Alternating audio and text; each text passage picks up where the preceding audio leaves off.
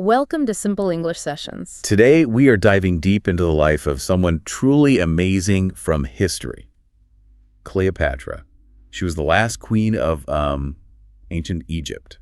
And when we say ancient, we mean very, very old. From a time like long, long ago, right? Exactly. Yeah. Very long ago. Now, this isn't going to be just a dry history lesson, Cleopatra's life. It's full of drama, power, love, even ambition. It's like an exciting movie, really. Yeah, it's perfect for practicing English because the story itself is so interesting. It really is. And her story, it helps us understand how power worked back then in those old times. And, how just one person can really change the course of history. It's quite incredible. Our goal today is simple. We want to make Cleopatra's story easy to understand, especially if you're learning English. Right. So we'll speak slowly, use simple words. And if we use a word that might be a bit tricky, a difficult word, we'll stop. And we'll explain it, define it clearly, like a dictionary built right into the conversation. Yeah, exactly. So I'll be doing a lot of the explaining, and you'll jump in with questions. Simple questions, just to make sure everything is super clear for everyone listening. Perfect. Let's start this journey back in time. Okay, Chapter 1, Cleopatra's early life. It was a royal start, but full of danger, too. Sounds intriguing. So where do we begin? Let's start right at the beginning. Cleopatra was born over 2,000 years ago. The year was 69 BCE in a city called Alexandria in Egypt. Wow, 2,000 years. And BCE, what does BCE mean? Good question. BCE stands for Before Common Era. It's just the way we talk about years that happened a very, very long time ago, before the year zero on our calendar. Okay, before Common Era. Got it. And Alexandria, was that an important city? Oh, hugely important. Alexandria was a very famous, very big city in Egypt back then, right on the coast. Her full name, by the way, was Cleopatra VII.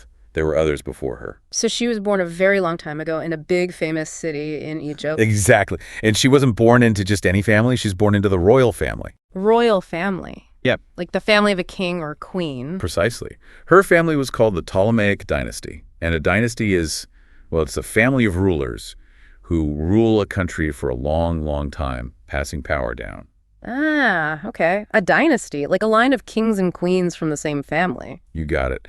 Now, here's something interesting. Her family, the Ptolemies, they weren't originally from Egypt. Wait, really? So her family was Greek, even though they ruled Egypt? That's right. They came from Greece. Her ancestor. An ancestor is someone in your family who lived a long, long time before you. Okay, ancestor, like a grandparent's grandparent. Exactly, but even further back. Her ancestor, Ptolemy I, was actually a general for Alexander the Great. You know, the famous warrior king from Greece. Alexander the Great. Wow. Okay. So after Alexander died, this general, Ptolemy I, he became the king of Egypt. So Cleopatra's family was like both Greek and Egyptian rulers. That's fascinating. Greek roots, but ruling Egypt. Yep.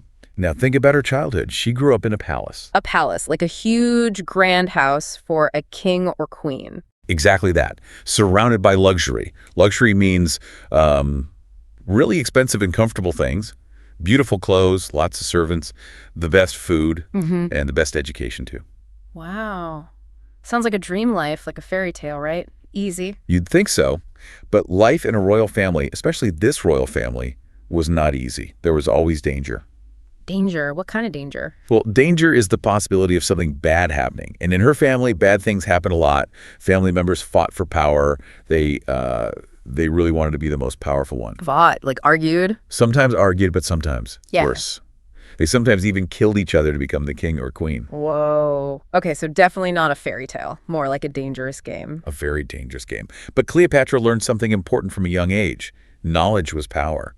While most women back then didn't get much education, Cleopatra studied very, very hard. So she was smart. Incredibly smart. And she learned languages, lots of them. Greek, Latin, the Egyptian language itself, even Hebrew. People say she could speak at least 7 languages fluently. Fluently.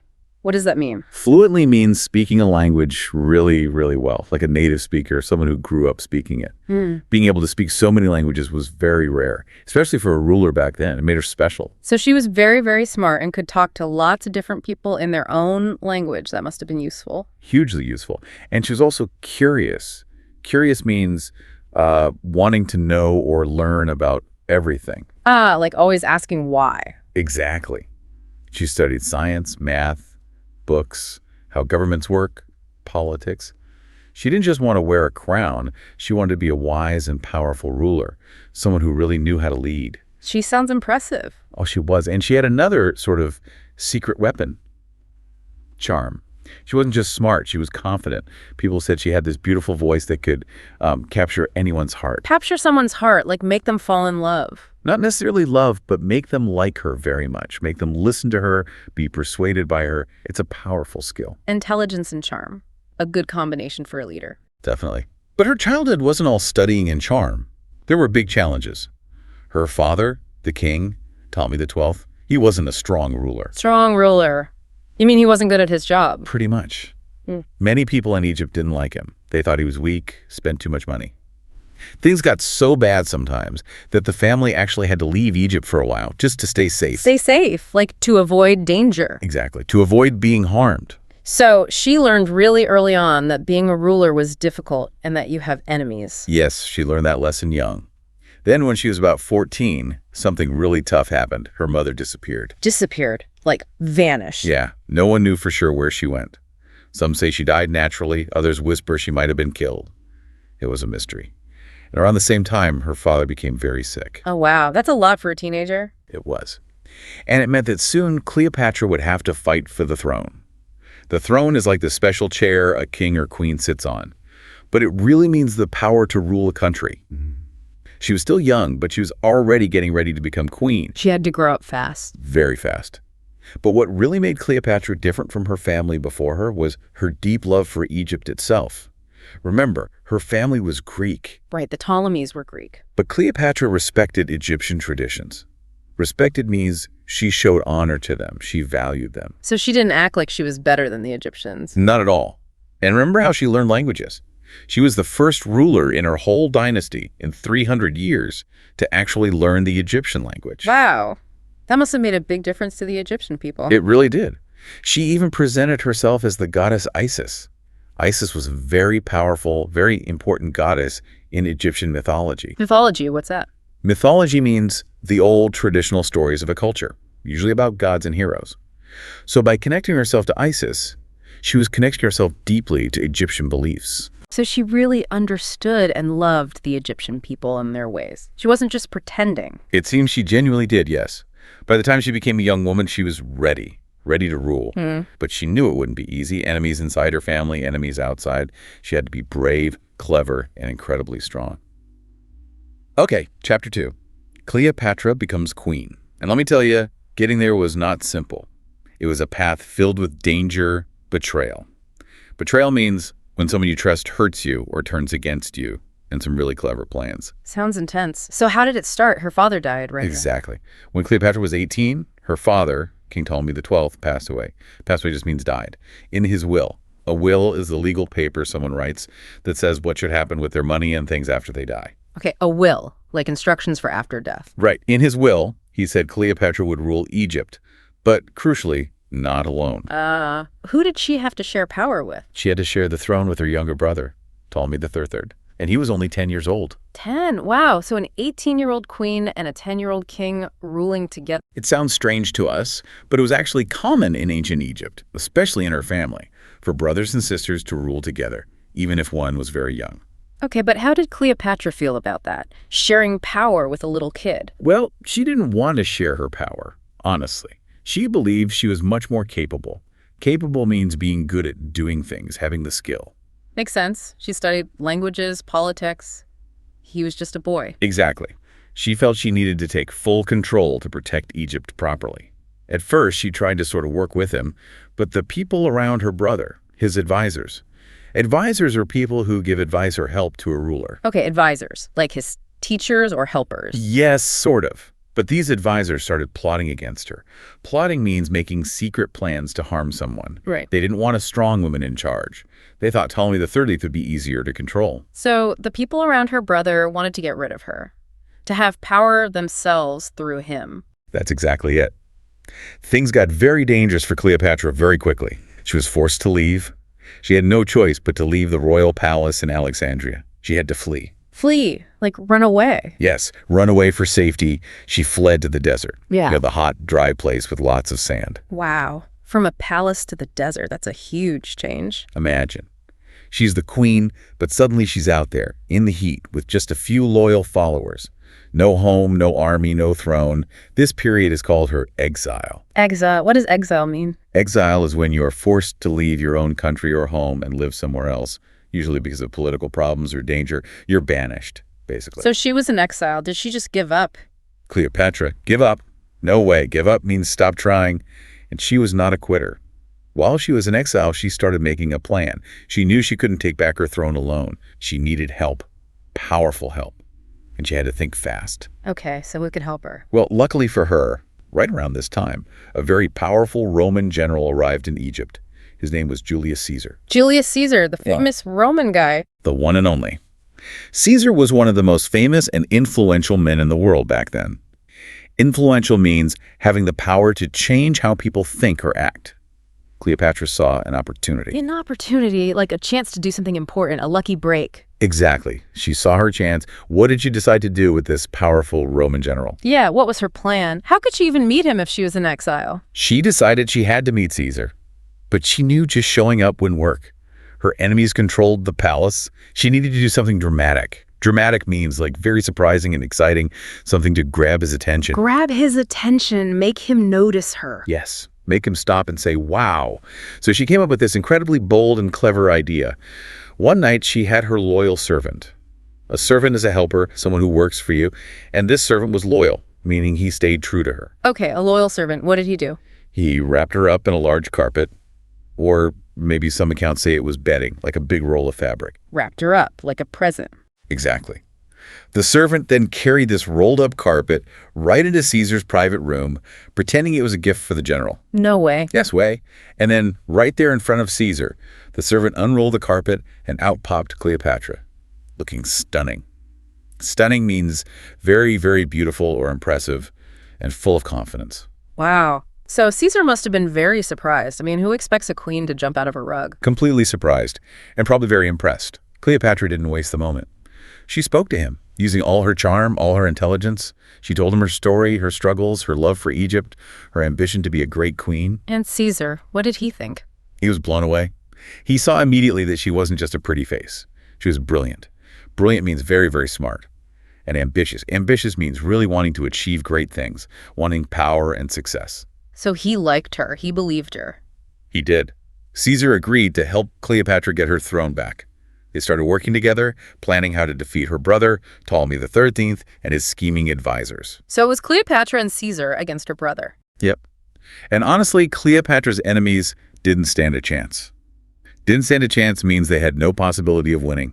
The combination of Cleopatra's determination and Caesar's Roman military power was too much. What happened? There's a fierce battle. Fierce means very strong or violent. A big fight in Alexandria. In the end, Ptolemy XIII was defeated. He actually drowned trying to escape. And Cleopatra was restored as Queen of Egypt. Restored means put back into her position. So she became queen again. With Caesar's help, she won. She won that battle, yes.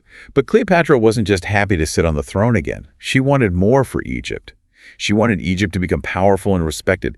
Respected means admired or thought highly of by others. So she had bigger plans. Much bigger. She started working very closely with Caesar. She introduced new policies. Policies are like new rules or plans for running a country. Improved trade and built a really strong relationship, a connection between Egypt and Rome. She was playing the long game. All right, chatted through the Cleopatra and Julius Caesar. She's back on the throne, thanks to Caesar. But her life was far from peaceful. Peaceful means calm, without problems or fighting. This part of your story, it's about politics, yes, but also love, ambition, and always, always danger. So her connection with Caesar wasn't just about politics. Not entirely, no. She definitely wanted Egypt to be strong, respected worldwide, and having Caesar the most powerful man in Rome on her side was key to that. So they needed each other for more than just love. They both got something out of it politically. Absolutely. It was a strategic alliance, for sure. But they also spent a lot of time together, and it seems a real connection formed. Cleopatra admired Caesar's strength, his intelligence, how he led armies, and Caesar. He was clearly fascinated by her beauty, yes, but also her incredible mind and charm. So there was mutual admiration. Definitely. Even though there was a big age gap, Caesar was around 52, Cleopatra only 21, the connection was strong. She invited him to stay in Egypt for a while, and he did. What did they do? They explored Alexandria together, sailed down the famous Nile River, talked about plans for the future. She showed him Egypt's amazing culture, its history. Caesar was really impressed. He saw Egypt wasn't just some backward place. It was rich, powerful, full of potential. So he got to see Egypt through her eyes. Exactly. And during this time, while their relationship became more personal, Cleopatra became pregnant. In 47 BCE, she gave birth to a son. Caesar's son. Yes. She named him Ptolemy Caesar, but everyone called him Caesar. It means little Caesar. Wow. A son. What did Cleopatra hope for her son? What did she want him to become? She had huge dreams for him. She believed Caesar would one day unite Egypt and Rome. Unite means bring together. She dreamed he could rule both, creating this incredibly powerful empire. An empire is a very large area, often many countries, ruled by one powerful leader, like an emperor or empress. So she saw her son as the future leader of this combined Roman-Egyptian superpower. That seems to have been the hope. She wanted him to be a symbol of strength and unity. Unity means being together, being one. But I bet that caused problems back in Rome, right? Caesar having a child with a foreign queen? Oh, big time. Their relationship caused a huge stir. Many powerful people in Rome didn't like the idea at all. They really disapproved of Caesar being so close to a foreign queen. Foreign just means from another country. Why were they so worried? They thought Cleopatra was trying to take control of Rome through Caesar. Some Romans started calling her names, like a dangerous temptress. A temptress is a woman who tries to control men, often using her beauty. They saw her as a threat. So people in Rome were worried about Cleopatra's influence over Caesar. They thought she was manipulating him. That was definitely the fear among his rivals. Eventually, Caesar decided he needed to return to Rome. But he invited Cleopatra to come with him. She went to Rome. She did. Always bold, never afraid. She traveled to Rome with little Caesarion in this grand entourage. An entourage is a large group of people, like servants and attendants, who travel with a very important person. So she didn't sneak in. She made a big entrance. Oh, yeah. Imagine the scene. Cleopatra arriving in Rome, gold chariots, exotic animals. Exotic means unusual from faraway places. Beautiful Egyptian servants. She wanted to show the Romans the wealth and power of Egypt, how rich and strong her country was. She was making a statement. Absolutely. In Rome, Caesar set her up in a luxurious villa. A villa is like a very large, fancy house, often in the countryside or suburbs. She went to banquets. Banquets are big, formal dinners. Met important Roman leaders. She even influenced Roman fashion. Her Egyptian style became kind of trendy. So she was a celebrity almost. In a way, yes. But not everyone welcomed her. Roman women especially were apparently quite unhappy. Cleopatra was so different from them, confident, glamorous. Glamorous means very attractive and exciting. And she wasn't afraid to stand out. Stand out means be different from others, be noticeable. She didn't fit the mold of a traditional Roman woman. Not at all. While she was in Rome, Cleopatra saw Caesar become even more powerful. He had himself declared dictator for life. A dictator is a ruler who has total power and complete control over a country. Dictator for life. That sounds extreme. It was. And Cleopatra probably hoped this would strengthen their alliance, their partnership. A strong Caesar meant a strong ally for Egypt. But did the Romans like having a dictator for life? Many did not. Trouble was brewing, as they say. Problems were starting. Many Roman senators were important leaders in the Roman government. They were very unhappy with Caesar's growing power. They started plotting against him, making secret plans to hurt him. Uh-oh. This sounds familiar, like what happened to her in Egypt. Exactly. History repeating itself. And in 44 BCE, the plotting turned into action. Something terrible happened. Julius Caesar was assassinated. Assassinated. Like murdered. Yes. Assassinated means to murder an important person, usually for political reasons. A group of senators attacked him and scabbed him to death right in the Roman Senate building. His death shocked the world. Everyone was stunned. Oh my gosh. How did Cleopatra feel when Caesar died? He was her ally, the father of her son. She must have been devastated. Devastated means very, very, very sad. Heartbroken. She had lost her greatest ally, her protector. And probably in danger herself now, right? In Rome without Caesar. Absolutely. She knew her life was in danger. Many people in Rome saw her as a threat, something that could cause harm. She had to act fast. She gathered her servants, her son Caesarion, all her treasures, and fled back to Egypt. Ran away quickly back to Egypt for safety. Smart move. Get back home where she had more control. Yes. Back in Egypt, Cleopatra was determined to stay strong. Determined means she decided very strongly not to give up. She mourned Caesar's death. Mourned means felt and showed sadness about someone dying, but she didn't let it stop her. She had a country to run. So she got back to work. Immediately. She strengthened her army, worked on the economy. The economy is how money goods and services are made and used in a country, and basically prepared for whatever new challenges Rome's chaos would bring. And her son, Caesarion. Protecting him became even more important. She wanted him to grow up to be a strong leader, someone who could one day fulfill her dream, make her dream come true of uniting Egypt and Rome. She taught him about politics, strategy. Strategy means making plans for winning a battle or achieving a big goal, and the responsibilities of being a ruler, the duties he would have. So even after such a huge loss, losing Caesar, she was still thinking about Egypt's future and her son's role in it. Always. But she was also realistic. She knew Egypt was still in a dangerous spot. Rome was the most powerful empire in the world, even in chaos. Egypt needed a new, strong ally. So Cleopatra started looking for new ways to protect her country and her throne. This chapter of her life was really about love, loss, and survival. Survival means living through very difficult or dangerous times. She faced a huge tragedy, but refused to give up. Okay, Chapter 4, Cleopatra and Mark Antony. After Caesar's death, Cleopatra's life takes another incredibly exciting, dramatic turn.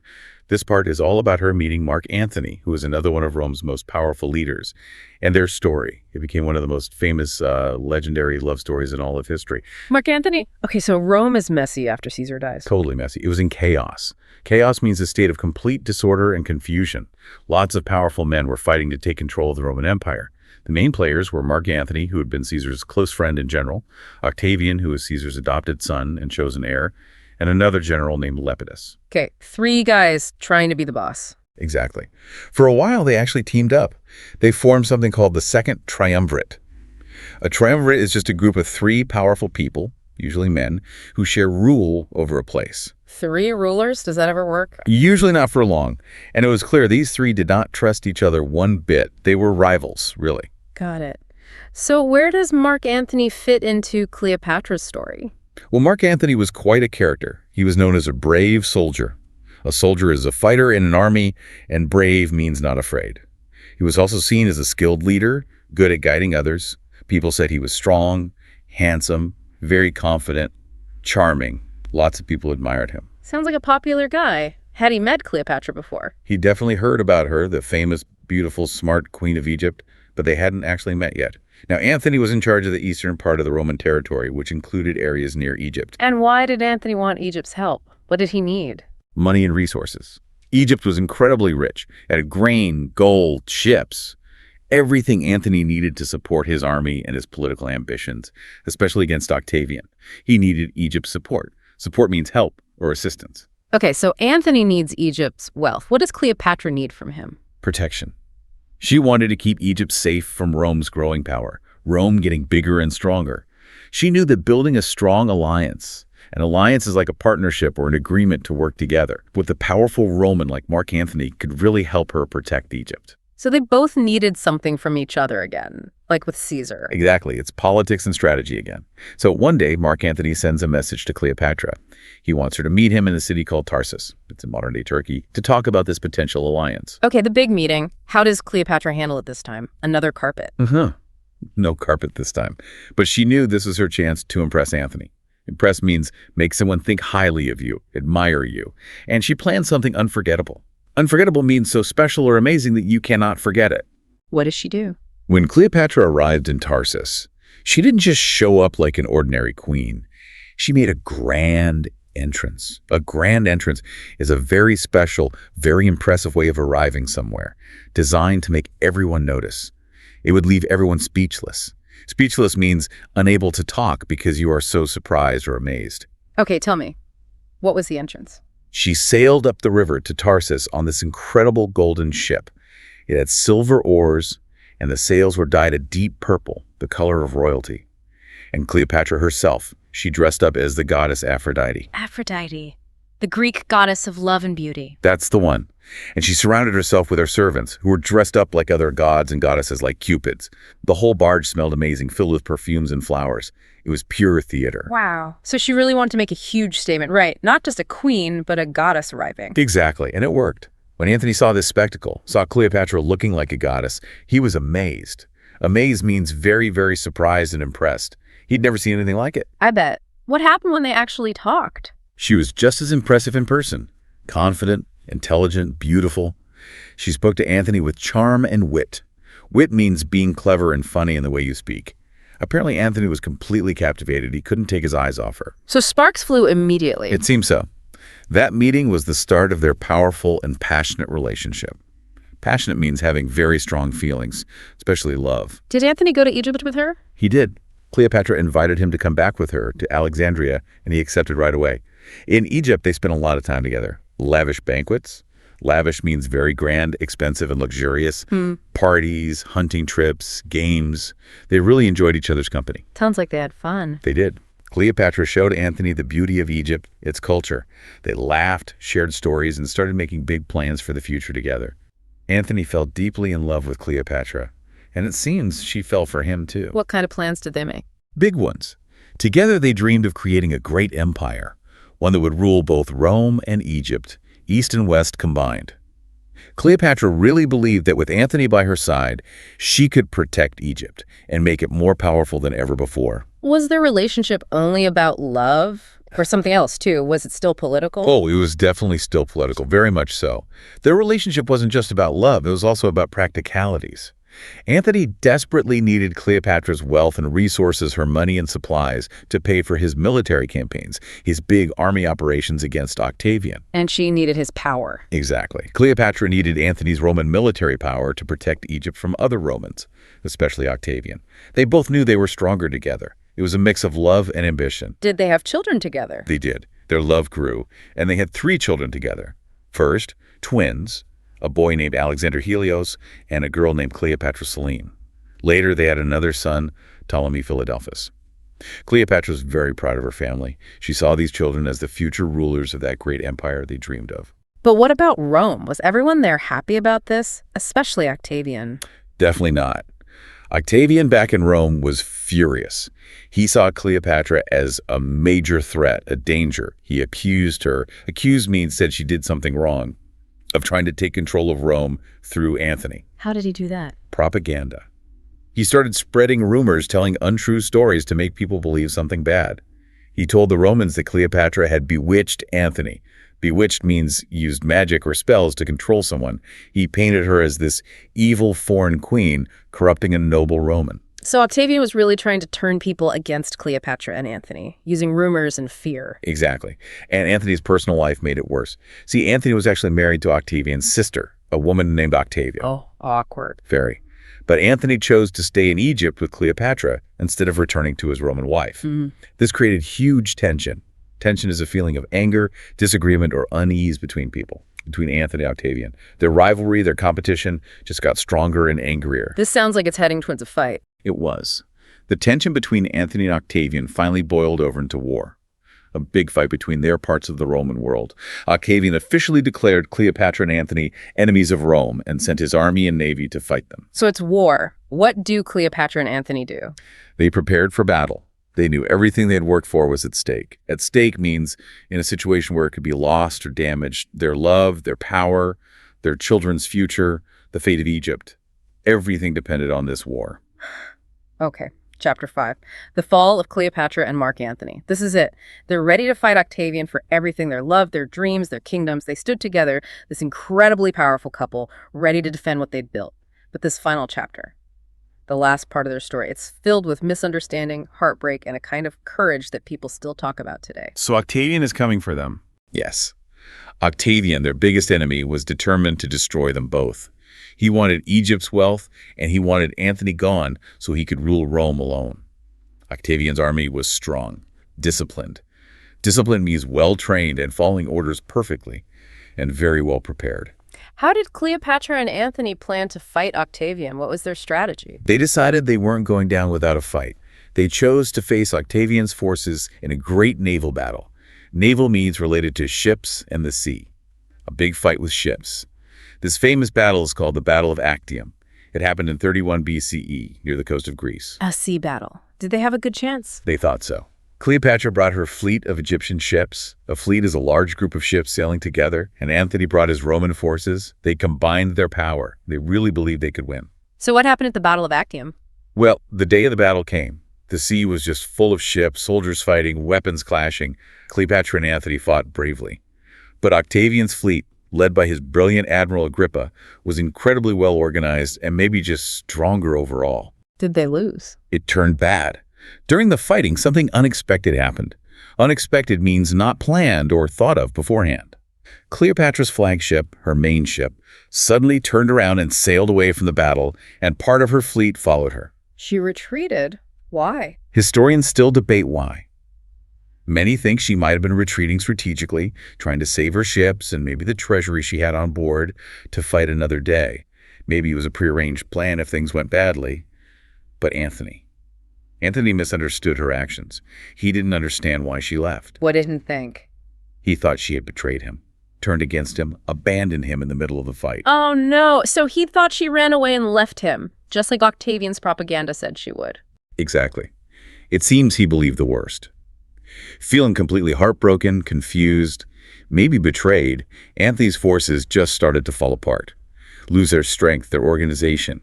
Seeing Antony lose heart, his soldiers did too. Octavian's forces crushed them. Antony was left devastated, utterly defeated, and very, very sad. He managed to escape and return to Egypt to find Cleopatra, desperate for answers. Did they talk? What happened when they met again? They did meet again in Egypt. Cleopatra explained what she did, or tried to. She told Antony she hadn't betrayed him, that she was trying to save them to preserve their resources. Antony, despite his despair, seemed to believe her. Their love was still strong even then. But they both knew their enemies were closing in, getting very, very close. Octavian followed them to Egypt. Right away, Octavian's army landed and marched towards Alexandria. Cleopatra and Antony tried to defend the city, but they were outnumbered. Outnumbered means the enemy had many more soldiers than they did. They realized they couldn't win this war, but they were determined to stay together until the end. How did it end for Antony? Antony fought bravely one last time, leading a cavalry charge, but his army was defeated again. Totally heartbroken and possibly hearing a false rumor that Cleopatra had already killed herself, Antony decided he couldn't bear to live or be captured. He fell on his sword. Fell on his sword? What does that mean? It's an old phrase. It means he killed himself using his sword. It was considered an honorable way for a Roman soldier to die, rather than be captured by the enemy. So he killed himself thinking Cleopatra was dead? Yes, but as he lay dying, news came that Cleopatra was actually still alive, hiding in her mausoleum, her tomb. His loyal servants carried the dying Antony to her hiding place. Oh my goodness, they saw each other one last time. They did. The two lovers shared their final tragic moments together. Anthony died there, in Cleopatra's arms, leaving her completely alone to face Octavian. What happened to Cleopatra then? Octavian had won. Cleopatra knew Octavian would soon capture her, take her prisoner. And she knew exactly what he planned. He wanted to parade her through the streets of Rome in chains during his victory celebration, show her off like a trophy, a defeated queen. Would she let that happen? Absolutely not. Cleopatra refused to let him humiliate her like that. She was a woman of immense pride and dignity. Dignity means having self-respect, behaving in a calm and serious way, even in difficult times. She decided to take control of her fate, decide what would happen to her own life. What did she choose to do? How did she die? In her final moments, she prepared herself. She dressed in her finest royal robes, put on her crown. She surrounded herself with her treasures, symbols of her reign as Queen of Egypt. Then, according to legend, a legend is an old story often passed down through time that may or may not be completely true. Okay, according to the legend. She arranged for a poisonous snake called an asp. An asp is a small, venomous snake, like a cobra, found in Egypt, to be secretly brought to her, maybe hidden in a basket of figs. A poisonous snake. Yes. The legend says she allowed the snake to bite her, probably on her arm or breast. She chose to end her life on her own terms, in the way she decided, not the way Octavian wanted. So she killed herself with a snake bite. That's the most famous story, the legend that has lasted. Yeah. When Octavian's soldiers finally broke into her tomb, they found Cleopatra dead, lying peacefully, still looking like a queen. Octavian was reportedly shocked, maybe even a little impressed by her courage and her defiance, even in death. And that was the end of Cleopatra. That was the end of Cleopatra, the last pharaoh of Egypt. Her death marked the end of the Ptolemaic kingdom. Octavian took complete control of Egypt. It became just another province, a part of the vast Roman Empire. Wow. What a story. Isn't it? But Cleopatra's story didn't really end there. Her life, her intelligence, her ambition, her love affair with Antony, it all became legendary. Very famous, talked about for centuries. People admired her intelligence, her bravery, her determination. She wasn't forgotten. Not at all. She became more than just a queen. She became a symbol of strength, resilience.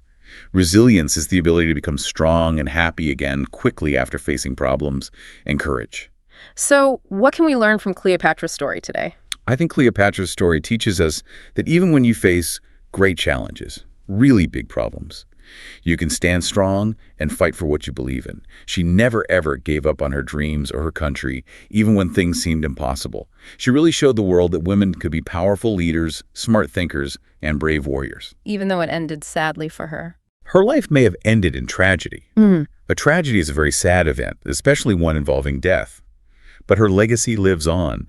Legacy means what someone leaves behind, how they are remembered after they die. Cleopatra reminds us to never give up, to believe in ourselves, and maybe, when possible, to try and take control of our own destiny. She proved that even in the darkest moments, we can face challenges with courage and dignity. Okay, let's unpack this a little. We have taken quite a journey, haven't we? A real deep dive into Cleopatra's incredible life. From her royal birth, which was also dangerous. Right, through her clever rise to power, those amazing alliances with Caesar and Antony. All the way to her powerful reign and that dramatic, tragic end. And if we connect this to the bigger picture, Cleopatra's story is just such a powerful reminder, isn't it? Of how important things like knowledge, sheer determination, and courage can be, how they can shape history. Absolutely. So what does this all mean for you, listening right now? Maybe let Cleopatra's story inspire you, just a little, to be bold in your own life. Fearless, unforgettable even.